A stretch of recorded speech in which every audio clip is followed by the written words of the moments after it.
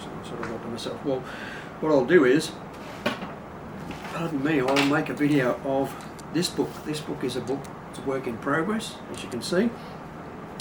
I've got some daggy old cardboard on the cover. This is a little book I'm making about Boat Harbour that I went to with Hathway. Was it yesterday morning? It must have been yesterday morning. Anyway, and I was absolutely, oh gee, I was just knocked out by just how scungy the place was. I mean, Kay had never been to this beach before, she told me, and so I sort of thought, okay, you know, nice little North Coast beach. There's no such thing as a nice North Coast beach. Let me just tell you, okay, if you want to find a beach, go to the Sapphire Coast. It blitzes everything. It's much nicer. Anyway, so I've got this is a bit of cardboard that I cut up from a piece over there, and I've put it into water and soaked it, and I've pulled the cover off, the back and the front cover, and I've got the corrugated stuff somewhere over there. I can't quite figure out what to do with it, but you know, it'll come in handy. And so what I've got is about 10 prints printed out on A4 double-sided Epsom paper, and which is nice. And then I've put my little logo on the back there and signed it and dated it. And this is a one of one because this will never be repeated because, you know, cardboard's not going to be the same. On the front here, I've stuck some rubbish that I picked up just near where we were sitting. There were cigarette butts, and there were a million cigarette butts. One of those little clips that wraps around the plastic thing. Oh, there was a label off a picnic rug. It's lying on the ground like it had been pulled off the picnic rug. Picnic rug had been spread out on the grass, you know, and they pulled the label off and they just threw it on the ground. Like, what's going on there? You know, you just think, so I picked it up and put it in the bin. But anyway, it's just, I've written a poem about it, and I talk about the invasion. Where are we here? I mean, I finished off by saying disgust is everywhere. I fold inward, collapsed in the invasion, which is a repeat of the first line. Of smaller note, cigarette butts lie in a poisoned passion with the imported grass. Still better than later astroturf, because the place we went to for breakfast had astroturf, not grass. Wrestling in competition of discards and thoughtfulness, cast off and left. So anyway, the book is here on the table being created. Now what I've done is I've marked out my hole spacings. These are 5mm in from the edge of the paper. So we start here, we go 5mm in, we go 5mm in, and we draw a line across there that I can rub out later on. And then I mark out the spaces of the sewing pattern. And so these are 30mm wide, so there's 30 mils there, 30 mils in the middle, and 30 mils on the right hand side there, and they're all on the 5mm in from the actual edge of the paper. Now I chose to use this cardboard because I thought if I used the whole piece of cardboard it would be too thick. So what I've done is I've used my awl. This is a very sad little tool. It's getting sadder and sadder as we speak. But I've now punched holes through, and now I'm going to push through from the other side just to open the hole up a little bit. If I can get through. There we go.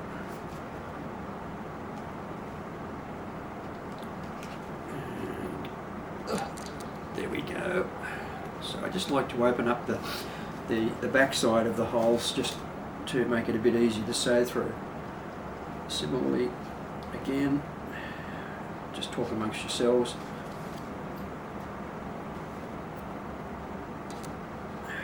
Again, notice I've got clips here to hold everything in register, little bulldog clips to hold everything in register.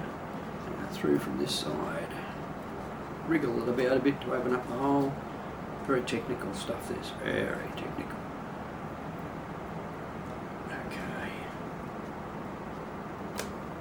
These are really cool. I don't know where I bought it from. I mean, we've had it for years and years and years.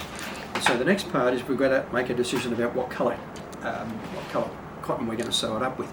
I've got silver grey, which is what I used for the beach at the unnamed beach just 6 kilometres south of Narooma. That was a 3-edition book that went to my brother, my sister, and It's a Hyder Smith down in Shiros Heads, I think. I can't remember whether I sent it to her or to Ben. And I'm going to do this one in black and red because black is, you know, danger, darkness, all that kind of stuff, and so there's a fair bit of, you know, I mean, in this book, it's all about, you know, things being ruined, and all I quite simply do is I quite simply put my finger on there and I mark that off there, and now I've got to find the scissors and I'll cut that. Oop.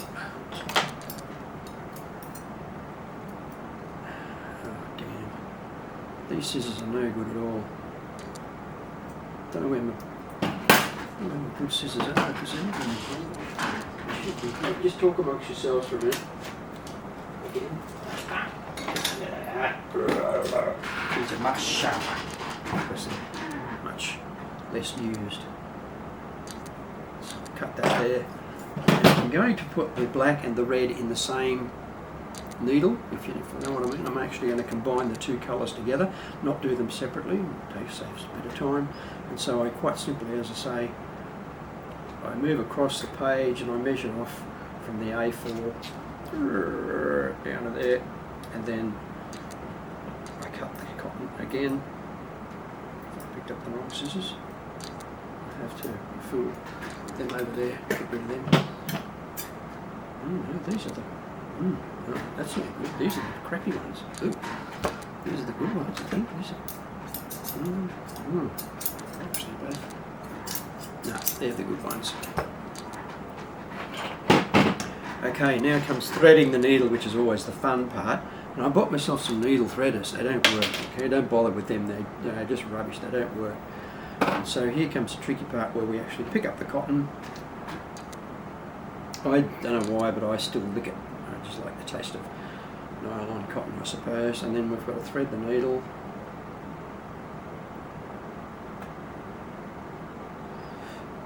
And again, talk amongst yourselves. This may take a while, but I'll tell you, this works. The other things don't. So there's my red thread in, and now where's my black thread gone? Here it is, here by the looks.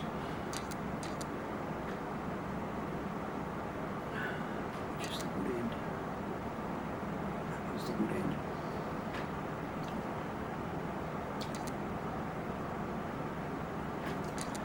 And again, thread that through. I take a fair bit through because invariably you lose it. I twist it round, I don't know why, it doesn't work, it doesn't do anything. And then we simply insert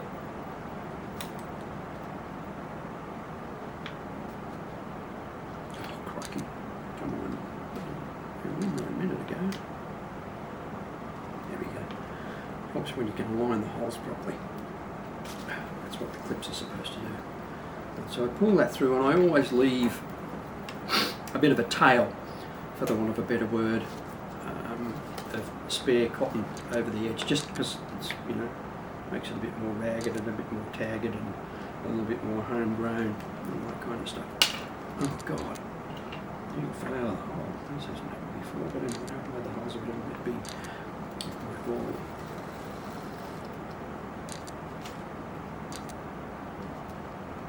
I was going to say, what's going on here? Got to watch this. It gets caught on the bulldog clips, and it's going right through now. Damn it!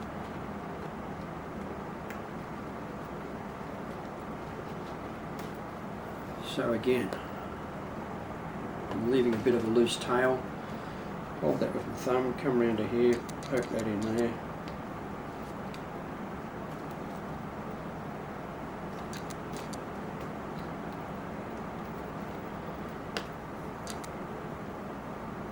Second pass through. Now this gives me about 4 or 5 passes through, which is good enough to secure the pages together. Can't see it at all. There we are.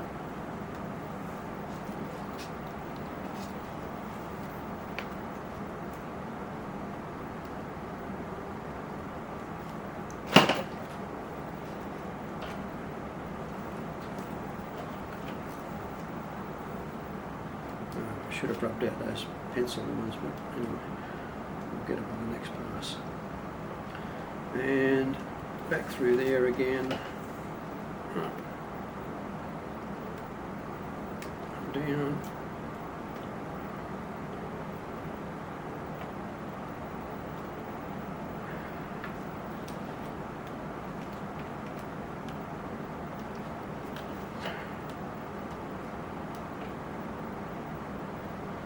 down.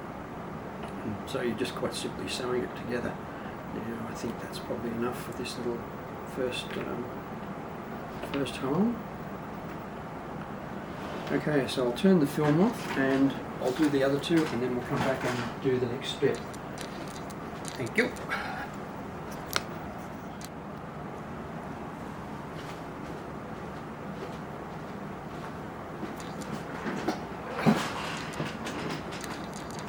Okay, I'm back. So I've sewn the 3 bindings there all together with lots of loose stuff happening off the edge. Now, when I use my awl, I use that on, I think these things are called puffer tables. They're those exploded plastic tables, and I just quite simply punch through, and there are countless holes here where I punch through the paper and the cardboard or whatever else I'm using in the book to and just go straight through into the puffer plastic, and numerous holes. And so as time goes by and memories dim, fact and fiction clash. But I've used black and red because black is the mystery of the darkness and all that kind of stuff, and it was pretty horrible. And red I use to symbolise loss. And so as far as I was concerned, I mean, I just could not get over how much of a mess the place was. I mean, it was just awful. It was just awful. It was Kikuyu grass. I mean, Kikuyu, for heaven's sake, the most horrible grass ever. And I mean, there were nasturtiums that were taking over Westringia fruticosa, and as agave or aloe vera plants. Yuck, Venusian. What are they doing on the beach here? And there was prickly pear. There was mother of millions. It was there was crap. There was a sign that had been missed, where the pole was left and the sign had gone. I don't know what the sign said, but it had gone. And so yeah, it was pretty horrible. But anyway, we're on to the next part now. So I'm going to unclip this. Like I said, I use red to symbolise loss and blood and that kind of stuff. And so we're down to the next part now, where we actually need to build the folds, is what I call this, a technical term I've just created there. And so I quite simply put my steel ruler along the edge on the cotton, nice and lined up there, and I fold that up there. Next page, same difference. Next page, same difference. Next page, same difference. I get about halfway through, and then I quite simply say, okay, well, that's enough folding there. I'll come over to the back side now and do the same thing. So I put that ruler along the cotton lining there, the cotton binders I should say, and again fold back out. This is just to really sort of start the book off. I mean, people will pick a book up and invariably they'll look from the back to the front, especially when it's a picture book like this. And so I'll fold that one back over there like that. There's the pole without a sign on it anymore. Piece of plastic in the sand and the rocks. I called that the pale blue dot. Hope Ian doesn't mind, but he probably won't see this video anyway. These are a couple of girls who are free camping. I mean, free camping, you love free campers. We go here camping for free. I stay in motels. I stay in motels any day. And so yeah, free campers, that was my little shot at free campers. And so there's the completed book. Okay, so step one is you've got to measure. I measure, and these are my measurements, and these are straight, these are boring old bindings. I mean, I went to a bookbinding course and learned all these fancy stitches, and I just don't use them anymore because, well, I just don't use them anymore. I'll get back to doing it one day. And so these are 30 mils apart, 5 mils in from the edge, 30 mils distance between the holes that I punched through with the awl, and 30 mils there, and that's measured from the centre out to either side, and similarly here 30 mils. And so what we've got here is, this is a one-of-one book, because the covers are not going to be the same on any other book that I might produce of it. and I'll put the actual images on at the end of the video so you can see them and have a bit of a laugh.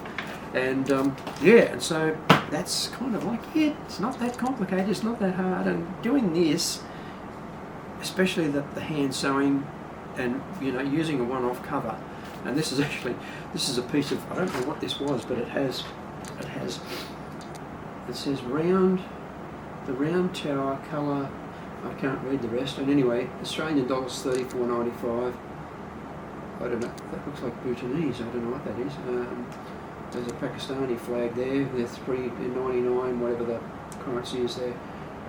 US $29.95, South African flag 399 Rand, $34.95 Australian, wacko. Hong Kong dollars $199, and so I've written under there, it is global. Pollution is global. Mariana's Trench has got plastic bags floating in the bottom of it. Pollution is global, and it's us, nobody else, just the humans that are causing this. Okay, so there we go. See you in the next one, eh? Cheers.